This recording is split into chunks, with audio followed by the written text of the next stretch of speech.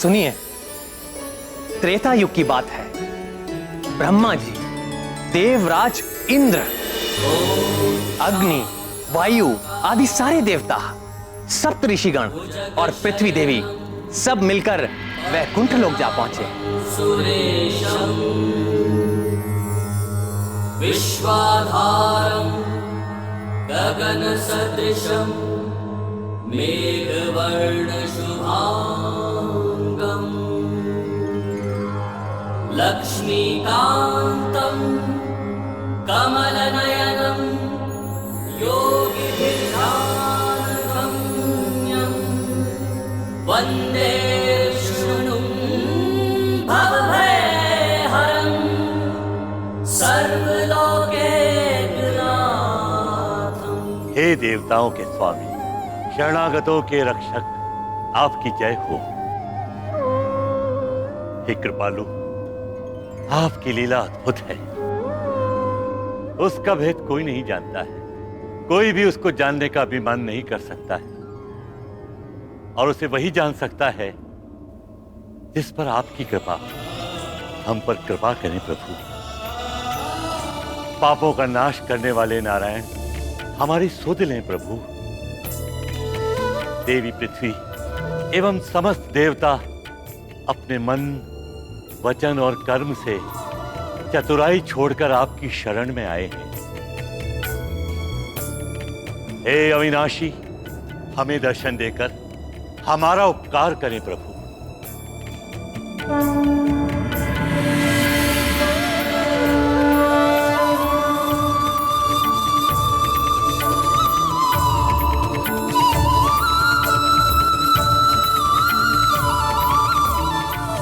हे भक्त वत्सल भगवान, हे अशरणों के शरण, हमारी रक्षा कीजिए प्रभु।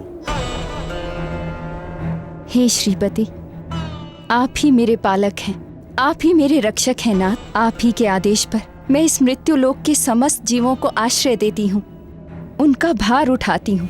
सब कुछ सहन करते हुए मैं उनका लालन पालन करती हूँ, किंतु ये राक्षस राज रावण मुझे ऐसी पीड़ा दे रहा है जो मेरे लिए असहनीय हो गई है। अपने बल के मद में चूर होकर रावण चारों ओर आतंक फैला रहा है। जिसे भी वो थोड़ा बलवान समझता है, उसे ये उन्मादी रावण युद्धम देही कहकर युद्ध के लिए ललकारता रहता है, और जो निर्बल और शांति प्रिय जीव है उसे भी बिना कारण सताता रहता है। रावण और उसके राक्षस ऋषियों को यज्ञ नहीं करने देते, मुनियों को तपस्या नहीं करने देते, और अपने मनोरंजन के लिए निर्दोष जीवों की हत्याएं करता है। पूरी पृथ्वी पर रावण ने स्त्रियों के अपहरण और अत्याचार का अभियान चला रखा है। कोई भी स्त्री कहीं भी सुरक्षित नहीं। हे विशंभर, उसका ये अत्याचार देख मुझ माँ का हृदय फटा जाता है। मुझसे अब और सहन नहीं होता प्रभु, मुझे इस राक्षस से मुक्ति दिलाइए। हे विष्णुदेव, हम देवताओं को भी यह रावण निरंतर प्रताड़ित कर रहा है। हम देवता प्रकृति के नियमों की रक्षा करते हैं। हमारे कारण कोई भी तत्व अपनी मर्यादा भंग नहीं करता, किंतु रावण हमें भी सनातन नियम तोड़ने के लिए विवश करता है, और उसके भय के आगे हम सब कुछ नहीं कर पाते।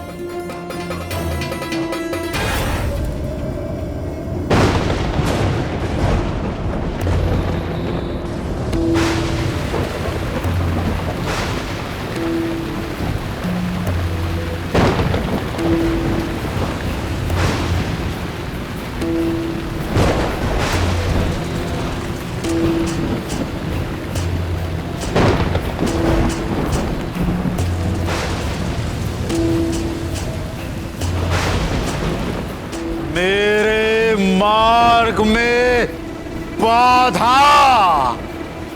हे इंद्र, तेरा ये दुस्साहस, अपने मेघों के द्वारा तू मुझे रोकना चाहता है।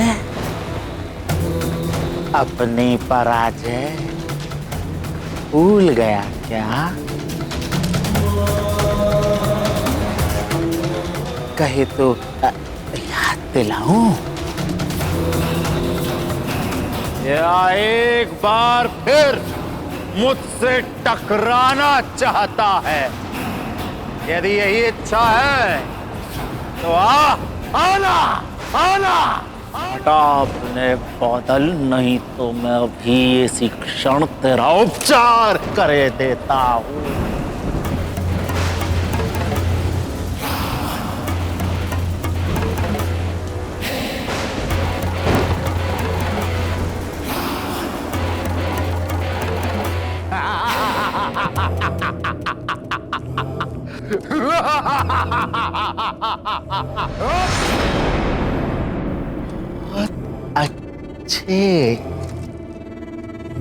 बहुत अच्छे शचीपति इंद्र, तुमने शीघ्र ही समझ लिया कि मेरी मित्रता में ही तेरा हित है।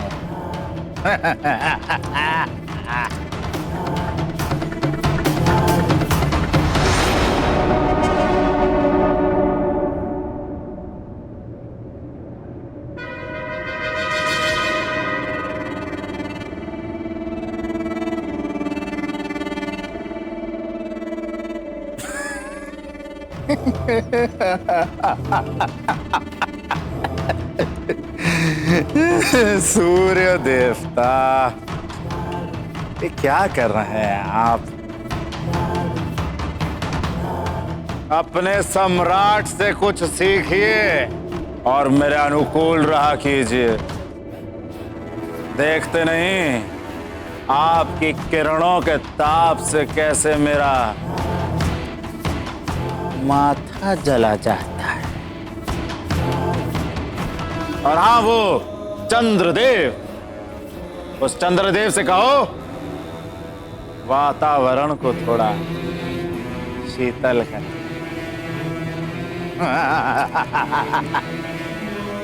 जाओ।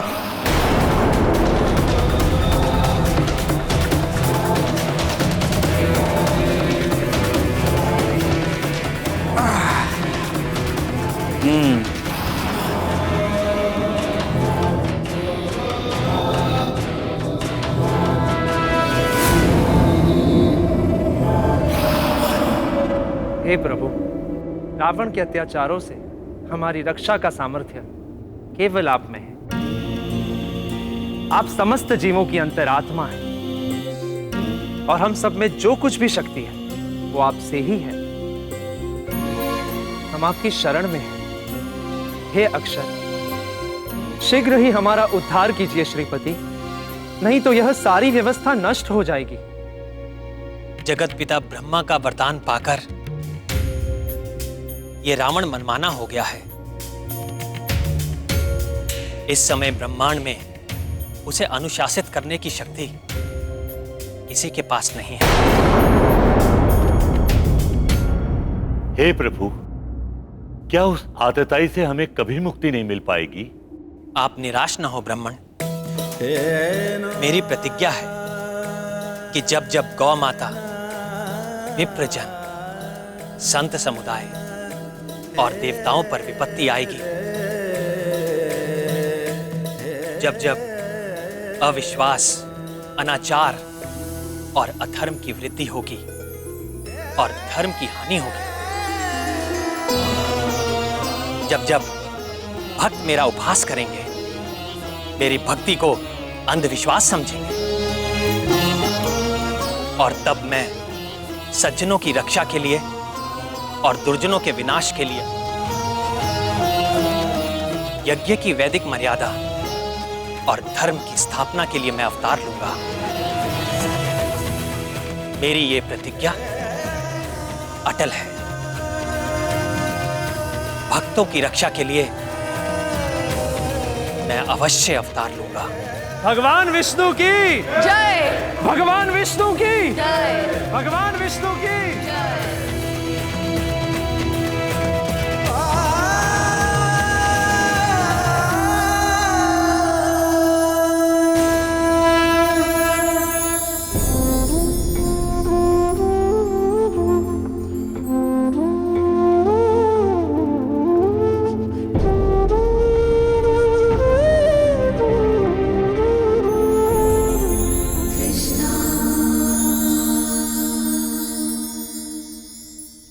पूर्व काल में रावण ने कठोर तपस्या की थी और ब्रह्मा जी से वरदान ले लिया था कि उसे देवता, दैत्य, गरुड़, नाग, यक्ष आदि कोई भी ना मार सके। किंतु उस समय उसने मनुष्यों का नाम नहीं लिया और ये तिरस्कार से कहा कि मनुष्य तो उसके लिए तिनके के बराबर है। अहंकार सदैव पतन का कारण होता है। रावण के भी विनाश का कारण उसका अहंकार बनेगा, क्योंकि शीघ्र ही मैं मनुष्य रूप में अवतार लेकर दुराचारी रावण का वध कर दूंगा।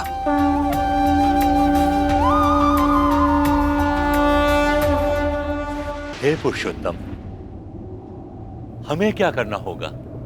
आदेश दीजिए प्रभु। आप सब भी पृथ्वी पर अपने अपने अंशों से वानर कुल और वृक्ष कुल में अवतार लीजिए। समय आने पर रावण के विरुद्ध धर्म युद्ध में मैं आपकी सहायता लूंगा।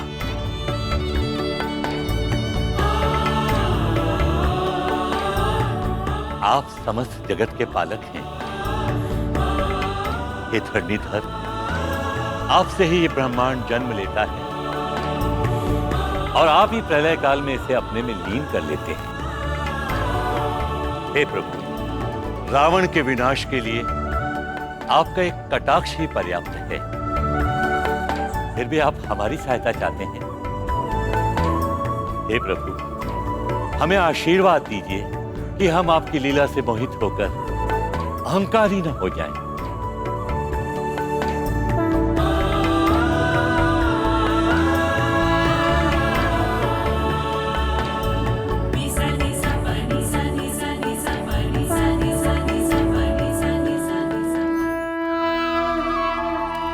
आपकी दीदी देवी रुक्मणी प्रेम में समर्पण तो करती हैं, किंतु प्रदर्शन नहीं।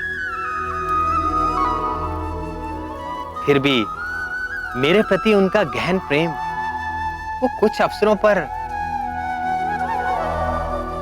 उजागर हो ही जाता है। क्या बात है प्रिय, कुछ कहना चाहती हैं? कुछ भी तो नहीं नाथ। ये नरा अवतार मैं धर्म की स्थापना के लिए ले रहा हूं प्रिय, किंतु कोई भी धर्म कार्य धर्म पत्नी के बिना पूरा नहीं हो सकता। आप मेरी सहचरी हैं, आपको ही ये दायित्व निभाना होगा।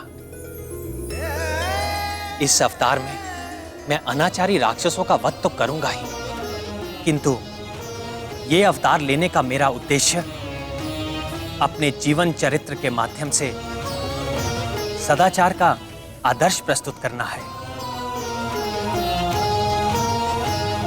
मनुष्यों की शिक्षा और प्रेरणा के लिए मैं सत्य और धर्म के दो पैरों पर चलूंगा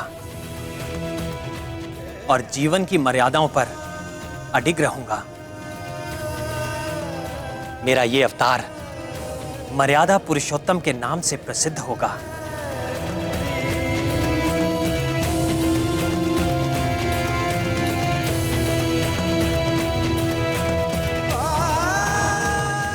ओम नमः शिवाय। राम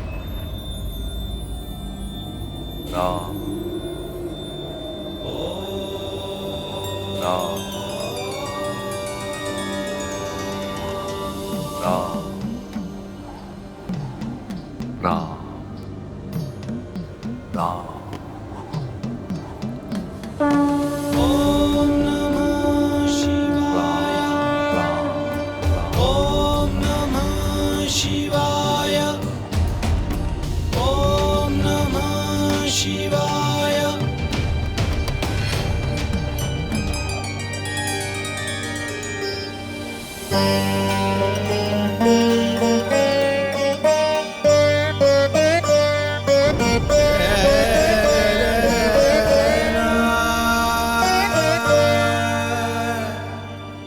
किसका जाप कर रहे हैं महादेव?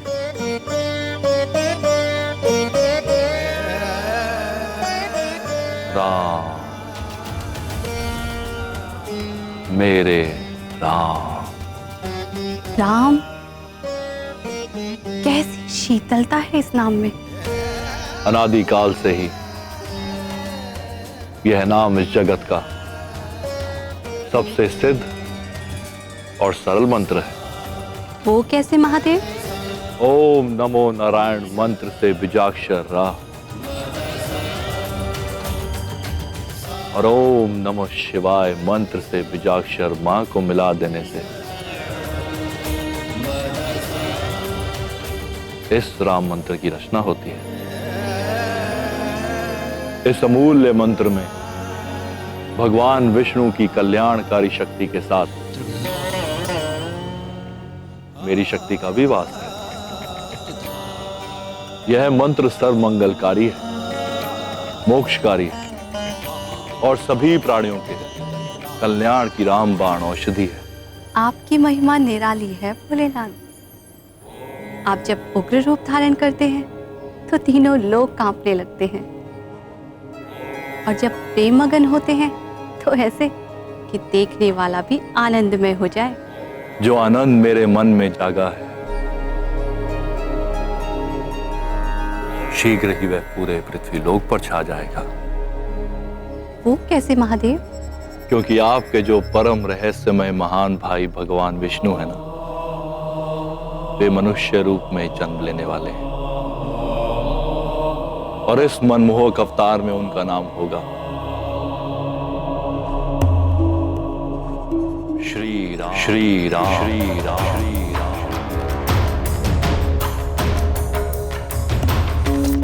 वे मेरे भाई अवश्य है नंदीश्वर, परंतु आपके प्रेम और समर्पण के समक्ष मेरा प्रेम तो कहीं ठहरता ही नहीं। ऋषियों ने भी सत्य कहा है, शिवाय विष्णु रूपाय शिव रूपाय विष्णवे शिवस्य हृदयम विष्णु विष्णोश्च हृदयम शिवा। अर्थात शिव विष्णु का रूप है और विष्णु शिव का रूप है। शिव विष्णु के हृदय में वास करते हैं और विष्णु शिव के हृदय में। परंतु महादेव, श्री नारायण को अवतार लेने की क्या आवश्यकता है? वे जब चाहे तब अपने चक्र से रावण के 10 सिर काट सकते हैं। निश्चित ही काट सकते हैं शैलपुत्री, किंतु श्री हरि ब्रह्मा जी के वरदान की अवहेलना नहीं करेंगे। किंतु ब्रह्मा जी, भगवान विष्णु और मैं, 3 अलग अस्तित्व अवश्य हैं, किंतु मूल में हम तीनों एक ही हैं। भवानी, इस रावण ने 10 सहस्त्र वर्षों तक बड़ी कठिन तपस्या करके इतने शुभ कर्मों का संचय कर लिया कि ब्रह्मा जी को बाध्य होकर उसे मनचाहा वरदान देना ही पड़ा, और तब से वह अजय होकर अत्याचारी हो गया। इसलिए जब तक उस पापी के पूर्व पुण्य का क्षय नहीं हो जाता, उसका वध नहीं किया जा सकता।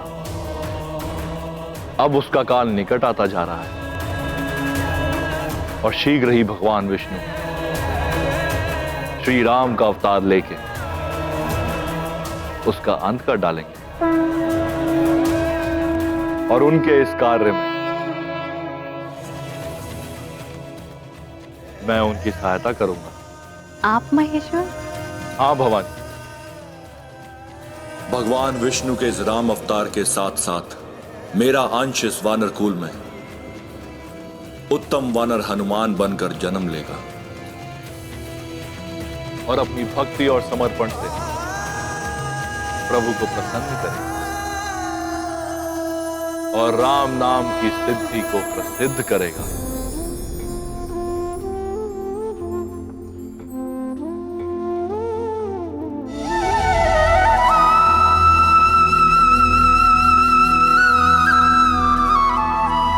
कर्म प्रधान विश्व करी राखा, जो जस करई सो तस फल चाखा।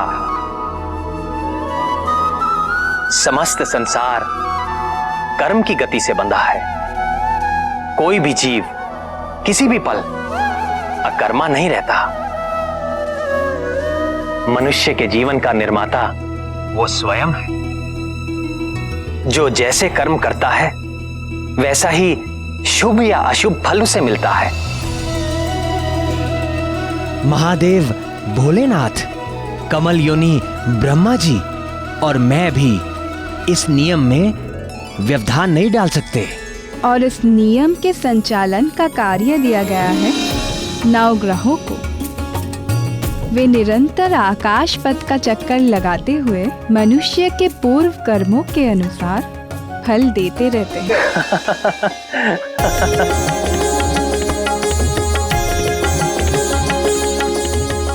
प्रभु, किस बात से आपको इतना आनंद आ रहा है?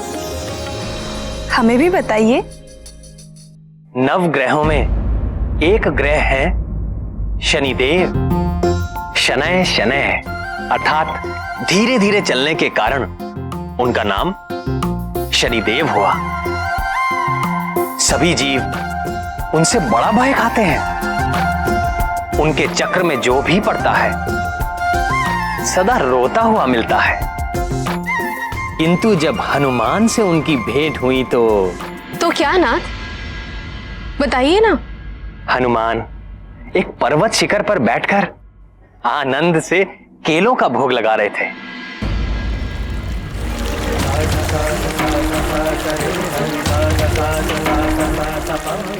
तभी एक धीर गंभीर स्वर ने उनका ध्यान भंग कर दिया। केसरी नंदन,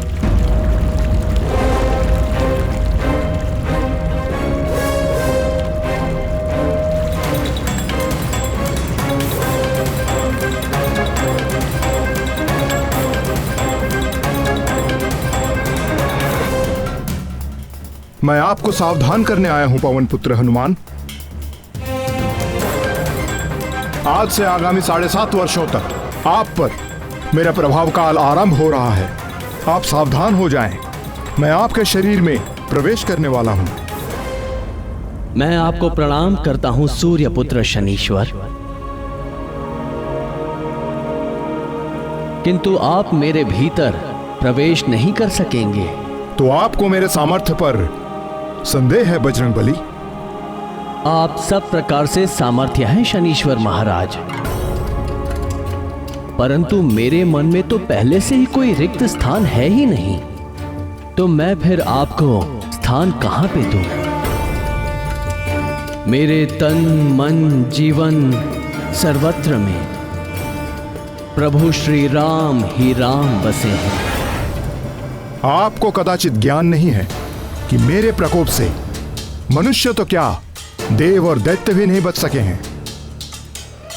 7.5 के 2.5 वर्ष मैं जीव के पैरों में रहकर उसे भटकाता हूं। 2.5 वर्ष उसकी सिर में स्थित रहकर उसकी बुद्धि भ्रष्ट करता हूं, और 2.5 वर्ष उसके मुख में प्रवेश करके उसकी सुख शांति धन संपत्ति सबका हरण करके उसे पूरा दरिद्र बनाकर छोड़ देता हूं।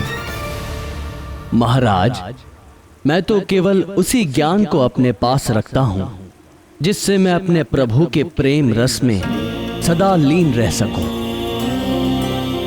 शेष सारे ज्ञान को मैं अपने किसी काम का नहीं समझता। ऐसा है तो मेरी 7.5 का थोड़ा और ज्ञान ले लीजिए। अवश्य शनिदेव, कृपा कीजिए। जब मेरी 7.5 चलती है तो प्राणी दुख, कष्ट और असुरक्षा से बुरी तरह से घिर जाता है। रोग और व्याधि उसे जकड़ लेते हैं। कभी सर पर छत गिर पड़ती है तो कभी उसके घर में आग लग जाती है। कलह का वातावरण हो जाता है। सब ओर असफलता और पराजय ही मुख फाड़कर खड़ी हो जाती है।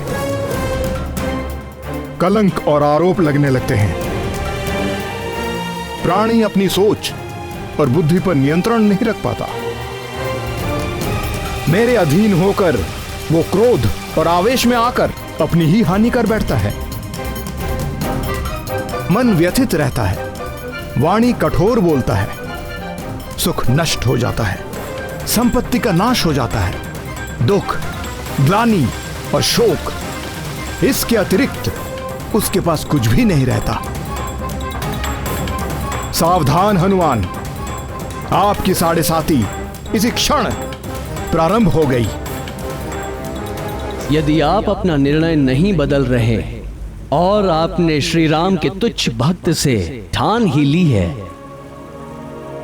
तो आपका स्वागत है शनीश्वर। आपका जो नियम है आप उसका पालन कीजिए और मुझे जो करना है मैं वो करूंगा। आपको पीड़ा देने में मुझे कोई रुचि नहीं है हनुमान, किंतु काल के विधान में मुझे यही कार्य मिला है और मेरे कार्य में कोई बाधा डाल सके ऐसा किसी के लिए संभव नहीं।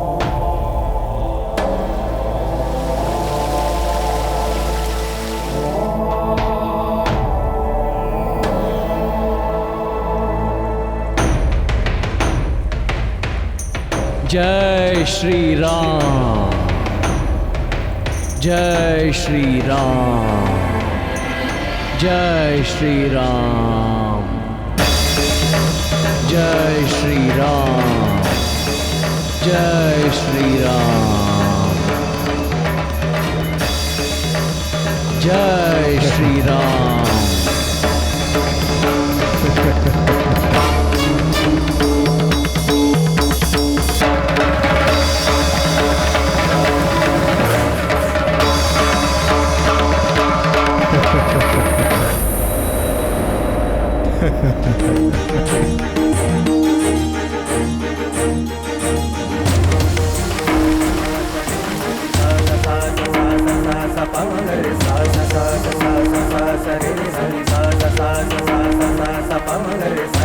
जय श्री राम।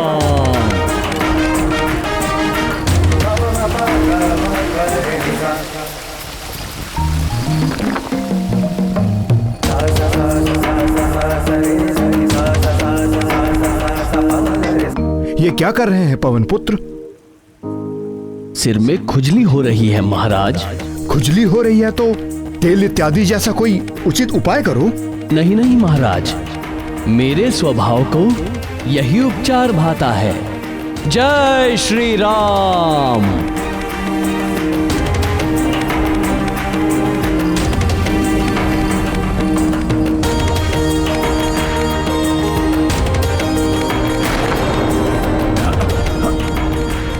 हे मारुति नंदन, इन चट्टानों के बोझ से मैं मरा जा रहा हूं, कृपया इन्हें हटाएं। क्षमा करें शनीश्वर महाराज, जैसे आप काल के विधान से विवश हैं, वैसे ही मैं अपने स्वभाव से विवश हूं। जय श्री राम।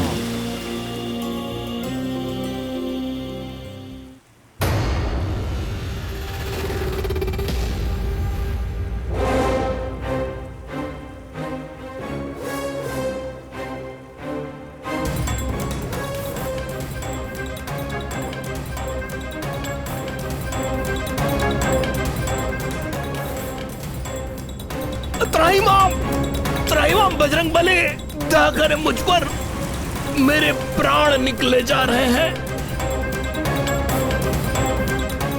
क्या कह रहे हैं महाराज? आपको तो मेरे शरीर में 7.5 वर्षों तक रहना है, अभी तो 7.5 क्षण भी नहीं हुए। अपने प्राण बचा के रखिए। नहीं नहीं महाबली, मुझे क्षमा कर दीजिए। हे राम भक्त हनुमान, मैं आपके भीतर नहीं रह सकता। नहीं रह सकते तो निकल जाइए। मैं यदि स्वयं निकल सकता तो इसी पल आपको छोड़ देता, किंतु मैं यहाँ फंस गया हूँ। पूरा जगत मुझसे याचना करता है, मैं आपसे याचना कर रहा हूं, मुझे जाने दीजिए। मैं आपको वचन देता हूं कि आज के बाद मैं आपको कभी पीड़ित नहीं करूंगा। मुझे ही नहीं शनिदेव, आप चाहकर भी कभी भी किसी राम भक्त को पीड़ित नहीं कर सकेंगे, क्योंकि जिसके हृदय में राम का प्रभाव हो जाता है उसके ऊपर काल का प्रभाव काम नहीं करता। मैं सदा आपकी बात का स्मरण रखूंगा। हे रामदूत, कृपया आप मुझे जाने दें।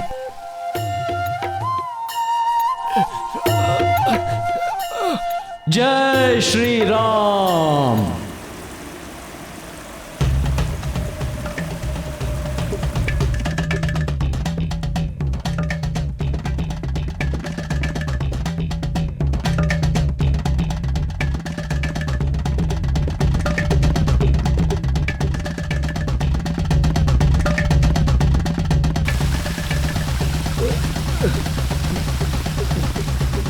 हे राम भक्त हनुमान,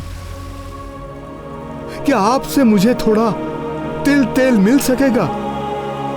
मुझसे तो नहीं मिल सकेगा हे सूर्यपुत्र, पर आज के बाद आपके दुष्ट प्रभावों से बचने के लिए भक्तगण आपको तेल चढ़ाकर ही प्रसन्न करेंगे।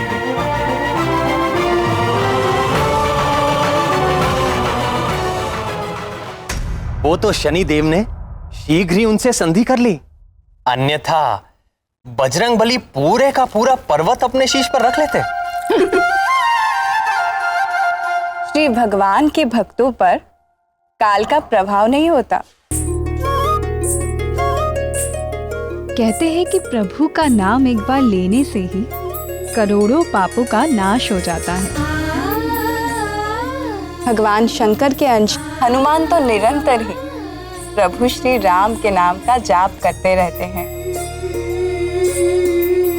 शनिदेव उनका क्या बिगाड़ सकते थे?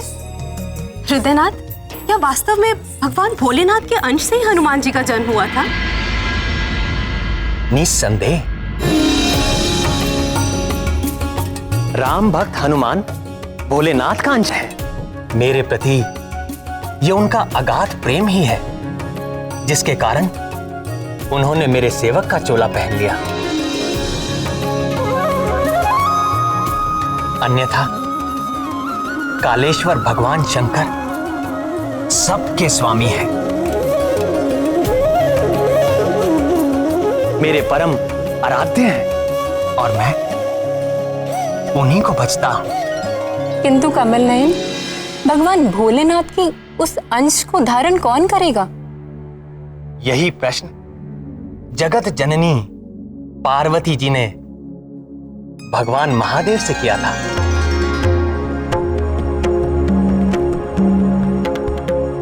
अब आप ही बताइए, भोलेनाथ ने क्या उत्तर दिया था? स्वर्गलोक की एक अप्सरा है जिसका नाम है पुंजिक स्थला। स्वर्गलोक की अप्सरा? अप्सरा ने वानर को जन्म दिया, किंतु यह कैसे हुआ स्वामी? मेरी इच्छा होने पर महामाया सब कुछ संभव कर देती है।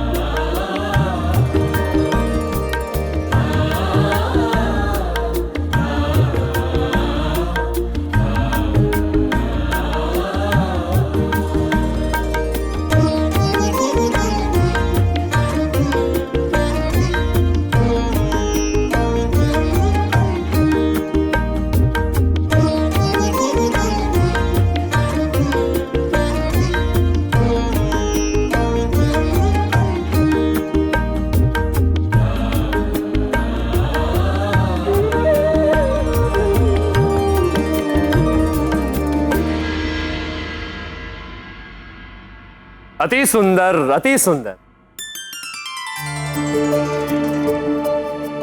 देवी पुंजिक स्थला, नृत्य कला में आप मेनका और उर्वशी से कहीं भी कम नहीं।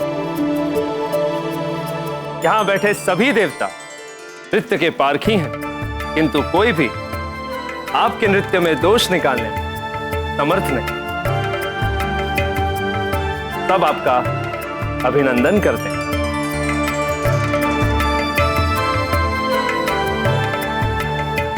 उसके नृत्य के समान ही पुंजिक स्थला का चरित्र भी निर्दोष था। देवराज इंद्र का स्वर्ग भोग विलास की सीमा है, किंतु वहां रहते हुए भी वो अप्सरा भगवान शंकर की नित्य उपासक थी।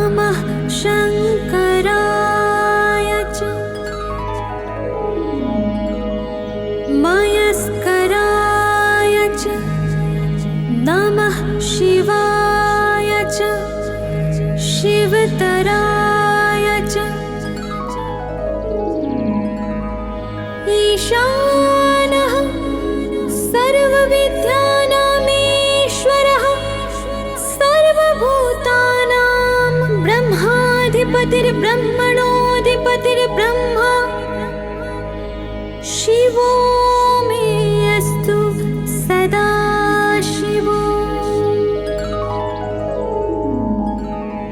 तत्पुरुषाय विद्महे महादेवाय धीमहि तन्नो रुद्रः प्रचोदयात्।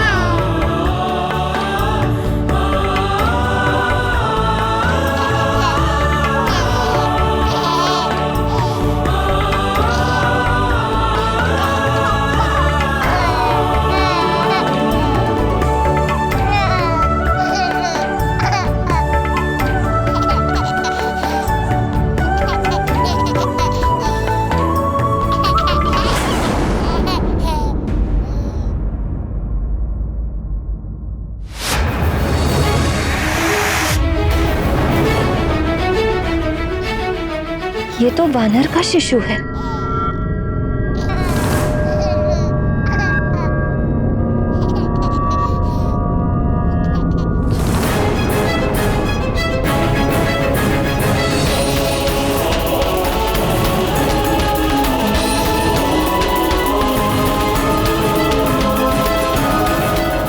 ये कैसा सपना था नाथ? क्या वो शिशु हनुमान थे? किंतु मुरली मनोहर स्वर्ग की अप्सरा वानर को कैसे जन्म दे सकती है? उसका नाम तो पुंजिक स्थला था स्वामी, परंतु स्वप्न वाली स्त्री को तो अंजना पुकारा जा रहा है। पुंजिक स्थला स्वप्न में अपना भविष्य देख रही थी। उसे पवन पुत्र हनुमान की माता बनने के लिए अंजना नामक वानरी के रूप में जन्म लेना पड़ा। एक श्राप के कारण किंतु पुंजिक स्थला तो भगवान भोलेनाथ की अनन्य भक्त थी, वो श्राप की भागी कैसे हो गई? और श्राप दिया भी तो किसने और क्यों? इस जगत में सौभाग्य या दुर्भाग्य, श्राप या वरदान कुछ भी अकारण नहीं होता। पुंजिक स्थला को एक महान दायित्व दिया गया था। उसके लिए उसे श्राप की देहरी पर पांव रखना ही पड़ा। पुंजिक स्थला की जैसी श्रद्धा भगवान भोलेनाथ में थी, वैसी ही देवगुरु बृहस्पति में भी सदा ही उनकी सेवा सत्कार में लगी रहती। एक बार गुरु को प्रसन्न करने के लिए उसने एक रुद्राक्ष माला बनाई। गुरुदेव, ये भेंट स्वीकार कीजिए। ये कैसी अनुपम माला है पुंजिक स्थला? पुत्रवती भव।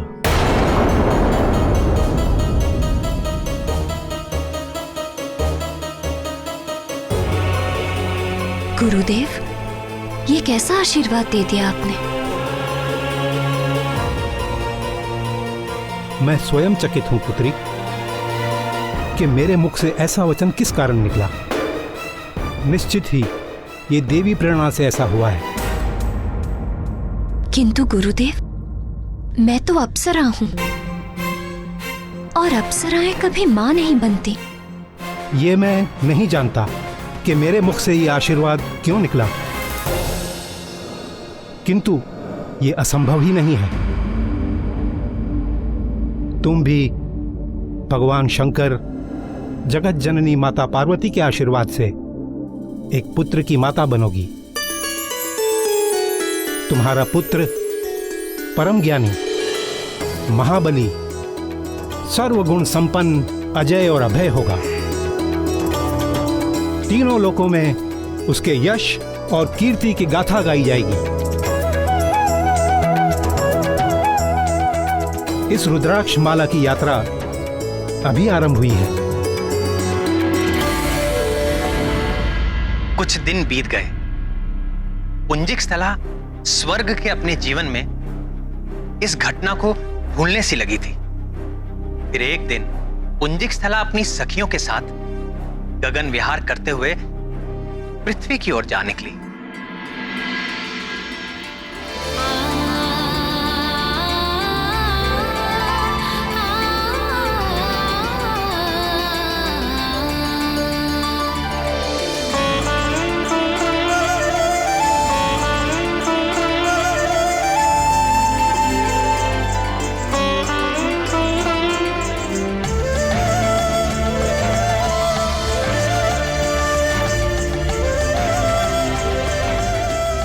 सारा संसार स्वर्ग के ऐश्वर्य और विलास के स्वप्न देखता है, हमसे ईर्ष्या करता है, किंतु पृथ्वी की सुंदरता की कोई तुलना नहीं। यहाँ हर पल एक नया दृश्य, नया रंग, एक नया भाव। अच्छा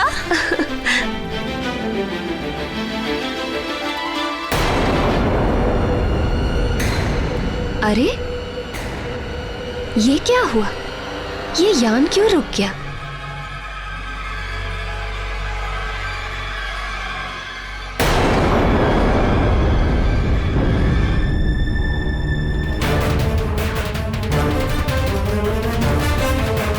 हे यान, अगर आगे नहीं बढ़ सकते तो हमें नीचे ले चलो।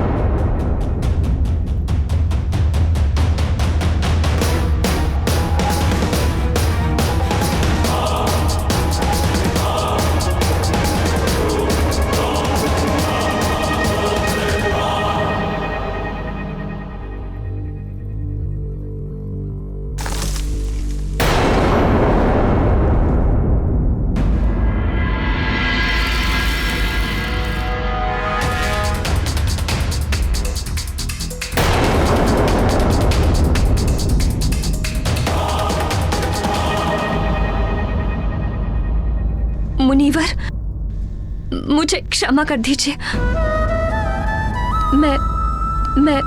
मैं वो वानर आकृति देखकर,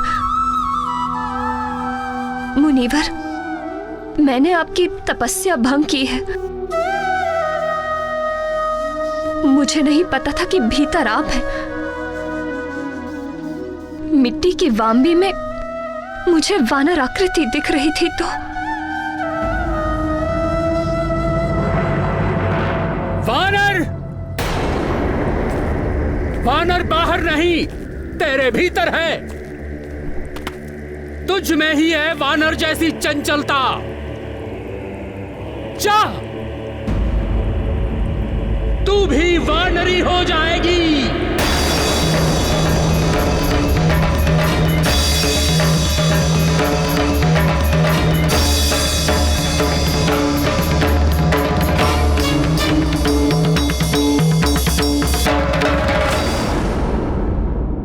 किंतु प्रभु, पुंजिक स्थला तो बहुत ही शांत स्वभाव की अप्सरा थी।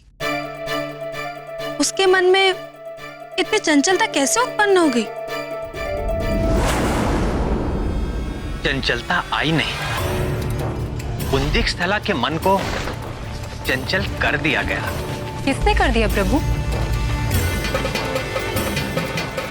मेरी योग माया, जिसे लोग महामाया या पराशक्ति भी कहते हैं। किंतु योग माया ने ऐसा क्यों किया प्राणनाथ?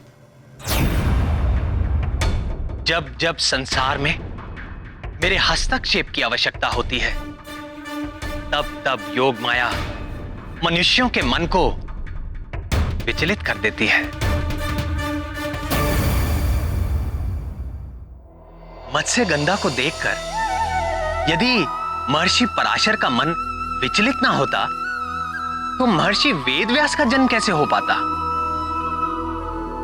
और यदि महर्षि वेदव्यास का जन्म ना हो पाता, तो द्वापर में वेदों का उद्धार करके उनका विभाजन कौन करता? महाभारत और श्रीमद् भगवत की रचना कौन करता? वो भी तो मेरा ही एक अवतार है। इसी प्रकार माता कैकेयी, वो तो श्री राम को भरत के समान ही प्रेम करती थी। यदि उनका मन विचलित ना होता, तो श्री राम को वनवास कैसे मिलता? और यदि श्री राम वन को ना जाते, तो ना सीता हरण होता और ना ही रावण का वध हो पाता। इसलिए हनुमान के जन्म की स्थितियां बनाने के लिए पराशक्ति ने ही देव गुरु बृहस्पति के मुख से पुत्रवती भव का आशीर्वाद दिया और तपस्या कर रहे मुनि के मुख से ऐसा श्राप दे डाला। मुनिवर, मुझे क्षमा कर दीजिए। इतने वर्षों तक मौन रहने के पश्चात मेरी वाणी से जो वचन निकले, वो मिथ्या नहीं हो सकते। मैं चाहकर भी इसे वापस नहीं ले सकता। इसमें न कुछ दोष तुम्हारा है और न कुछ मेरा। भगवान की प्रेरणा से ही ऐसा हुआ है। तू शोक न कर पुत्री, तुम्हें भगवान महादेव के अंश को जन्म देना होगा।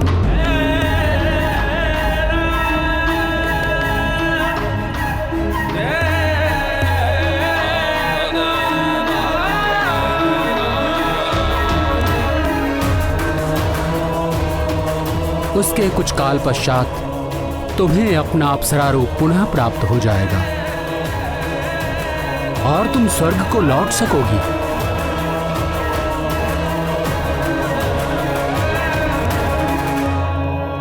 ठीक ही तो है। पुंजिक स्थला जैसी शिव भक्त, गुरु भक्त और नृत्य संगीत विशारदी हनुमान की जननी हो सकती थी। हाँ, तभी तो पुंजिक स्थला के ये सारे सद्गुण हनुमान को भी प्राप्त हुए। तो क्या हनुमान की संगीत में भी सिद्धि है? राम भक्त हनुमान जब गाते हैं, तो वो अपनी सुध बुध सब भूल जाते हैं। हनुमान जब गाते हैं तो वो हनुमान नहीं रहते, स्वयं गीत हो जाते हैं। उनके गायन से जुड़ा एक बड़ा ही रोचक प्रसंग है। सुनाइए ना मुरलीधर। हनुमान की संगीत प्रतिभा की बातें जब देव गंधर्व नारद ने सुनी तो उन्होंने हनुमान को गायन प्रतियोगिता की चुनौती दे डाली। देव मुनि नारद तो संगीत शास्त्र के महापंडित हैं और उनके आगे तो गंधर्व भी कहीं नहीं ठहरते। तो फिर क्या हुआ स्वामी, कौन जीता? धीरज रखो प्रियतमा, सब बताता हूँ। नारायण नारायण। और जब मैंने गायन आरंभ किया तो मेनका, रंभा और उर्वशी स्वयं को रोक ना सकी। सारी अप्सराएं एक साथ महादेव, क्या दृश्य था। पूरा इंद्रलोक तेरे संगीत से झूम उठा था। आप भी वहां होते तो बड़ा आनंद आता।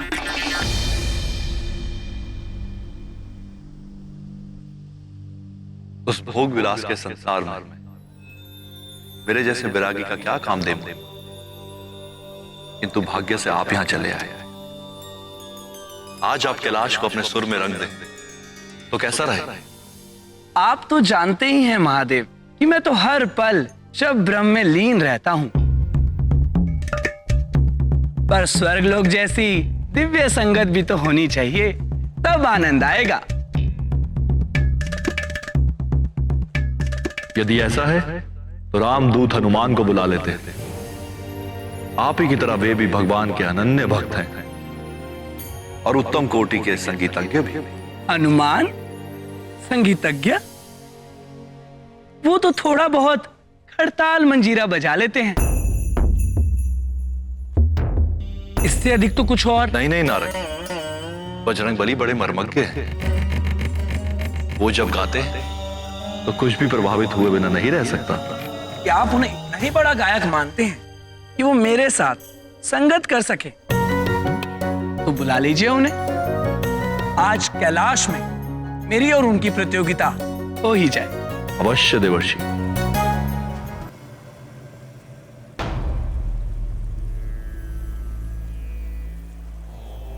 परम प्रिय हनुमान,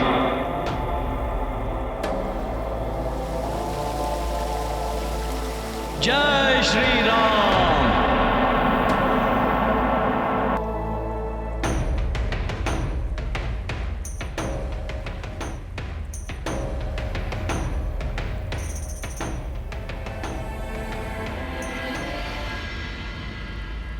भुजंग भूषण भगवान शशि शेखर और जगत जननी माता भवानी के चरणों में राम भक्त हनुमान का प्रणाम।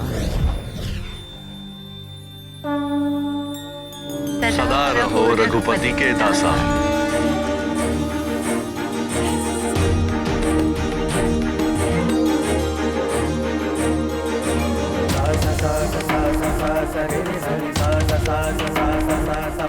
प्रणाम मुनिवर।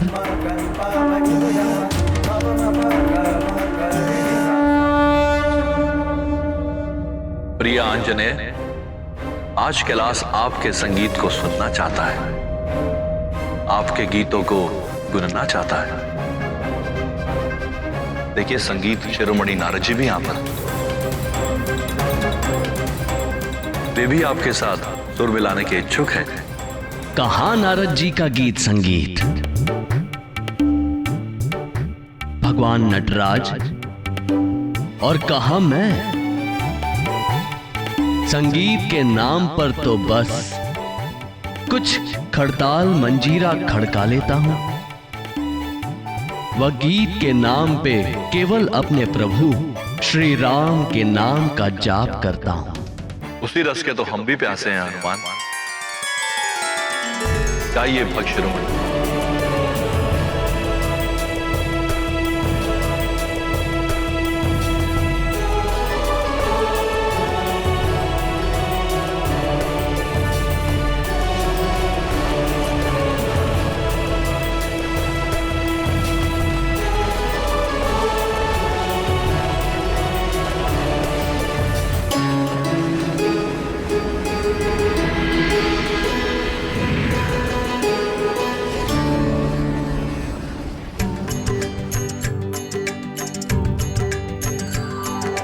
राम राम जय राजा राम, राम राम जय सीता राम, दशरथ नंदन राजा राम, असुर निकंदन सीता राम।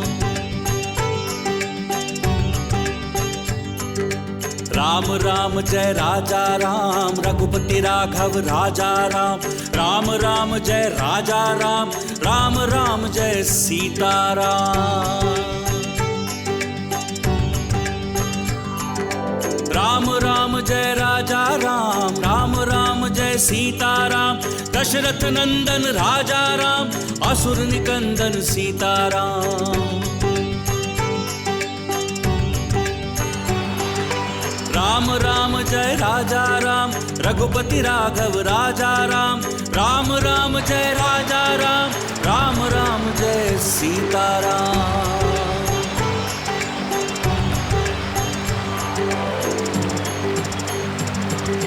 राम राम जय राजा राम, राम राम जय सीता राम, दशरथ नंदन राजा राम, असुर निकंदन सीता राम।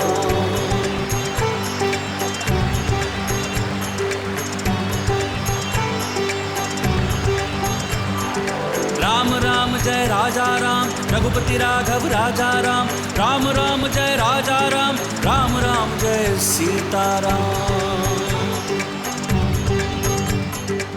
जय जय श्री राम, जय श्री राम, जय जय श्री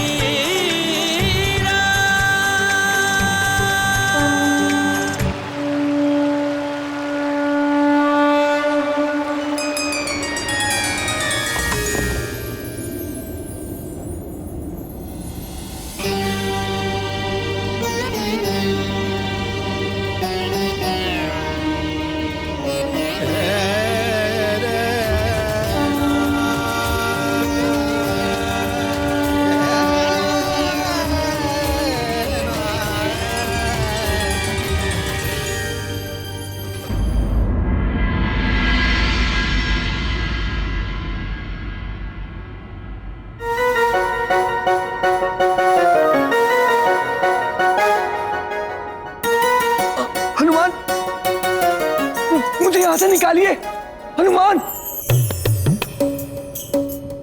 नारद जी, आपको हनुमान से प्रार्थना मांगने की क्या आवश्यकता? आप तो स्वयं संगीत विशारद हैं। हनुमान के समान आप भी अपने सुरों से इस हिम को पिघला दीजिए। लज्जित हूं महादेव,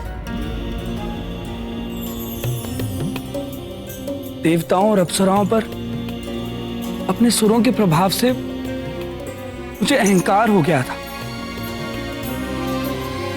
किंतु मेरे सुर केवल जीवित प्राणियों के हृदय में हलचल कर सकते हैं महेश्वर। राम भक्त हनुमान का संगीत तो हिम जैसे जड़ पदार्थ को भी विचलित कर देता है।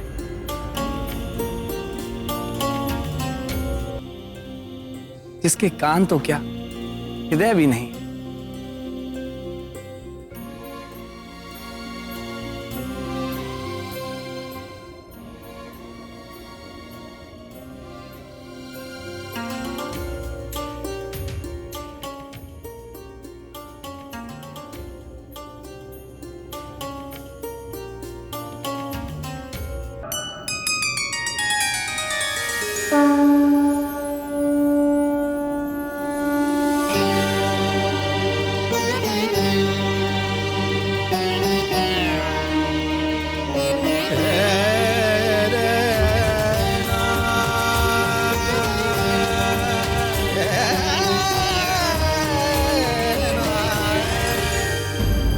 तो क्या हनुमान ने नारद जी का भी गर्व भंग कर डाला?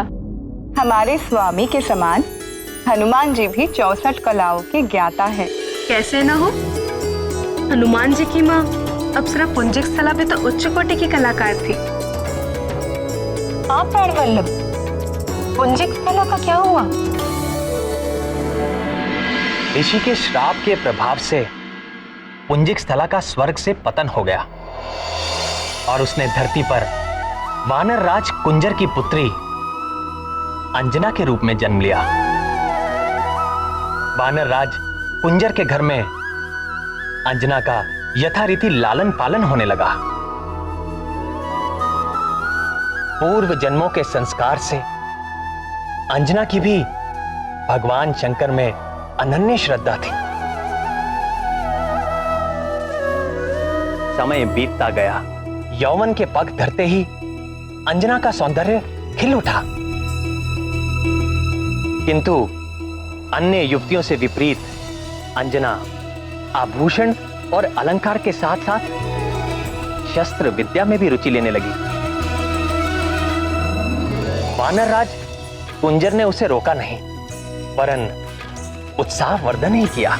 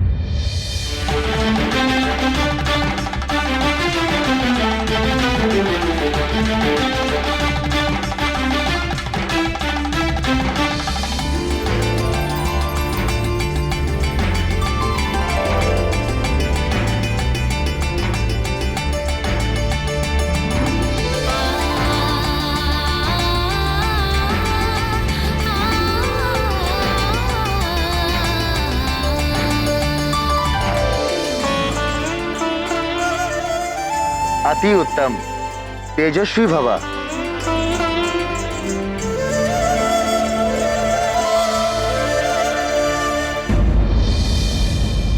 बहुत सोच समझकर पुंजिक स्थला को हनुमान की जननी के लिए चुना गया था, पर अभी भी वो भगवान भोले शंकर के अंश का भार वहन करने में समर्थ नहीं थी। अनेक परीक्षाओं को पार कर अंजना को उस योग्य बनना था।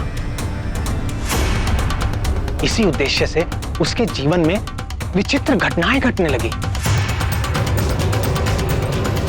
और एक बार अंजना अपनी सखियों के साथ निकट के वन में आनंद विहार के लिए निकली।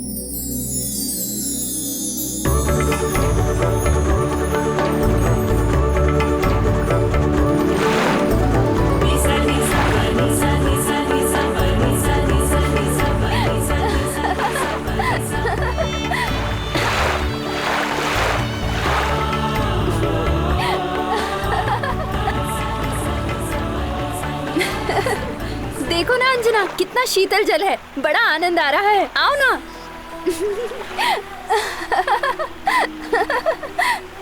आओ ना, आओ ना अंजना।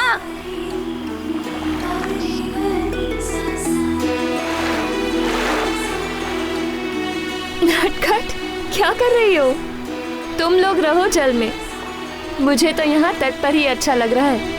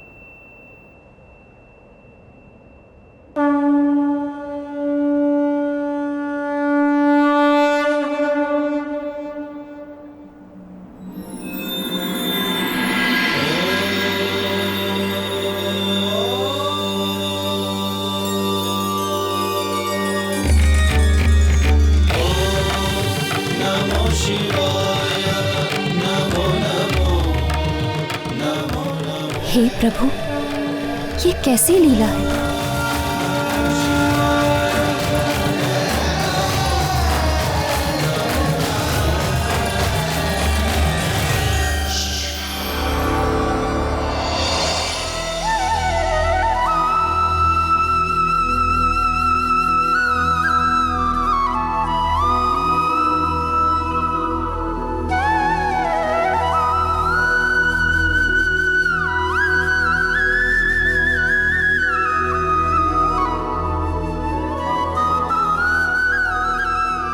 आप हमें सता रहे हैं मुरलीधर।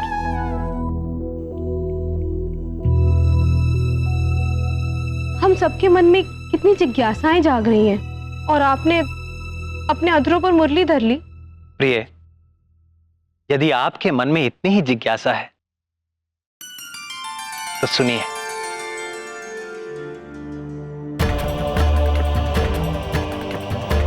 महादेव का अंश जन्म से पूर्व ही अंजना का मार्गदर्शन करने लगा था। मनुष्य का प्रारब्ध अर्थात उसके जीवन में होने वाला घटनाक्रम जन्म से पूर्व ही निश्चित हो जाता है और चाहे अनचाहे हर प्राणी अपने भाग्य की ओर खिंचता चला जाता है। अंजना के जीवन का तो केवल एक ही उद्देश्य था, महादेव के अंश महाबली हनुमान का जन्म।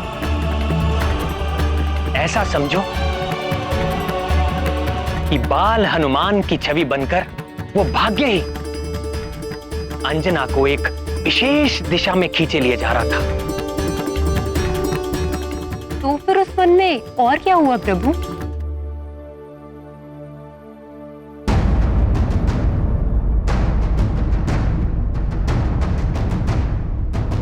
वहां जो हुआ वो बड़ा ही भयंकर और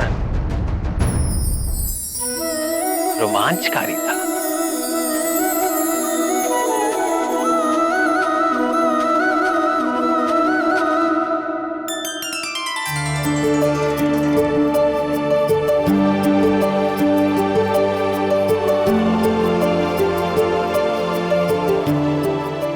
एक बार फिर दिखेगा तो उसके कान पकड़कर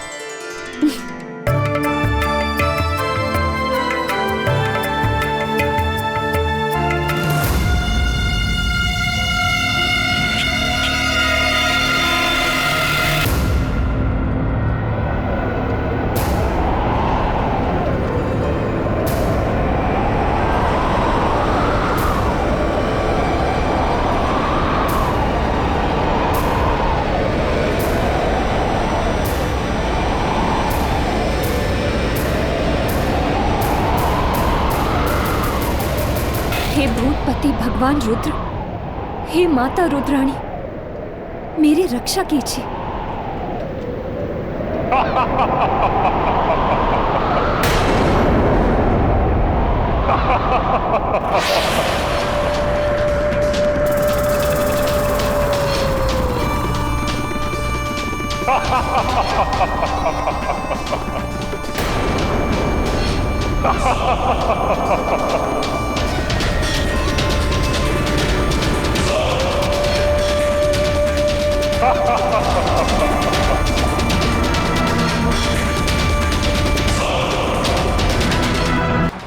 हे रुद्र रक्षा करो, हे वीरभद्र रक्षा करो, रक्षा करो। दम साधन से तुम्हारी रक्षा तो केवल दम साधन ही कर सकता है सुंदरी। डरो मत, मेरी ओर मुझसे विवाह करोगी फिर तुम्हें इस संसार में कभी किसी से कोई भय नहीं रहे, क्योंकि तीनों लोक में मुझसे ज्यादा बलशाली और मुझसे ज्यादा वीर कोई। आओ आओ मेरी पत्नी बन जाओ।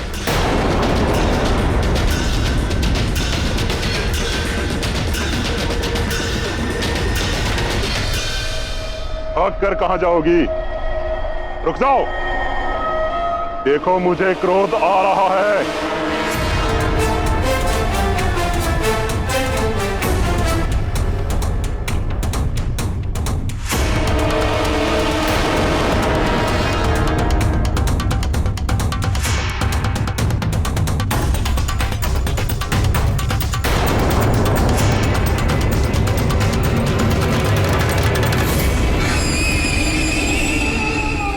बचकर कहां जाएगी।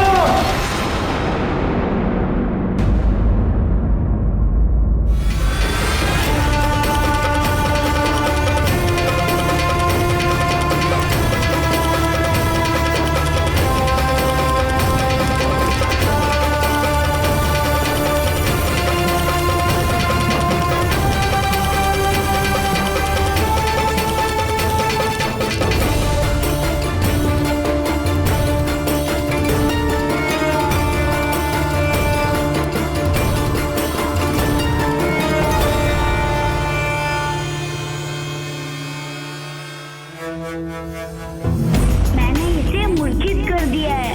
आप निकल जाइए, उत्तर की ओर सरल मार्ग है।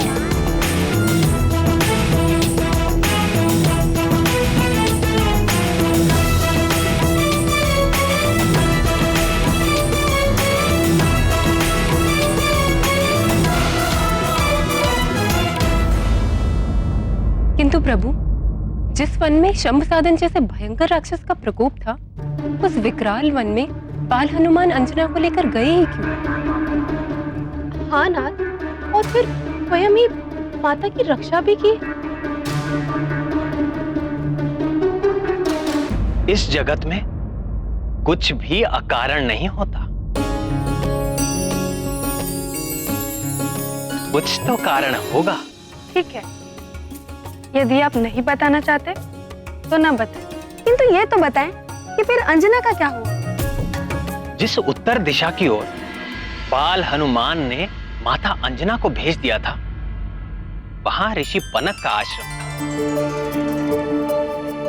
ऋषि ने अंजना को जलपान कराया और उनकी सारी व्यथा सुनी।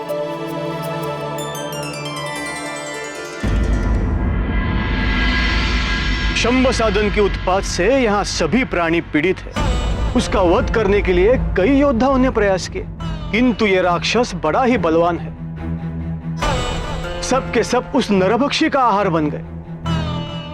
अब केवल एक ही आशा शेष है, तुम्हारे उस रहस्यमय रक्षक बाल वानर के समान ही ये वीर योद्धा भी वानर जाति का है, वानर राज केसरी।